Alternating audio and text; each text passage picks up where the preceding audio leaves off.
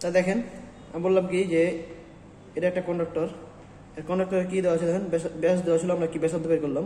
তাহলে ব্যাসার্ধ কত? এদিক হচ্ছে R1, এবং এর উপরে একটা কি দেওয়া আছে, ইনসুলেশন শীট দেওয়া আছে, এবং তার ব্যাসার্ধটা আমরা জানি না, R2টা আমরা কি জানি না, R2টা আমাদের এটুক হবে। কিন্তু আমরা একটা জিনিস জানি দেখেন, যে আমাদের যে পুরুত্ব সেটা আমরা জানি। তাহলে এই পুরুত্ব কি, টি এর মান আছে 0.4, এবং যে R2 এর মান কত আমাদের পেলাম, এই R1 মান পাইছি আমরা 0.5। তাহলে একটা চিন্তা করেন যে এইটুক এবং এইটুক যদি আমরা যোগ করি, অর্থাৎ R1 প্লাস টি যদি যোগ করি, তাহলে আমরা কি পাচ্ছি আলটিমেটলি, R1 এবং 2 যোগ করলে আমরা এই দেখেন এই R2টা আমরা পাই যাচ্ছি। তাহলে আমরা এখান থেকে R2টা হিসাব করবো, কি হবে, R2 ইকুয়াল টু দেখেন যে R1 প্লাস টি। তাহলে R1 এর মান কত, 0.5 প্লাস 0.4, তাহলে কত, 0.9 সেন্টিমিটার।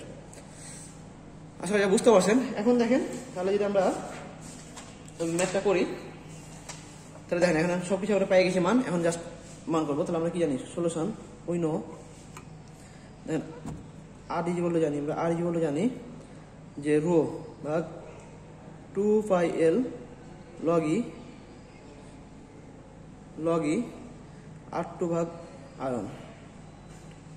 রো এর মান কত দেয়, রো এর মান দেয় 5 গুণিত 10^14 টয়েস পাই, এল এর মান দেয় কত, 2 গুণিত 10^5 গুণিত log e R2 এর মান হচ্ছে 0.9, এবং R1 এর মান কত আমাদের 0.5। ক্যালকুলেশন করলে আমাদের আসে, দেখেন ক্যালকুলেশন করলে আমাদের আসে কত, 234 এত, এটা মেগা ওহম, 234 কি মেগা ওহম।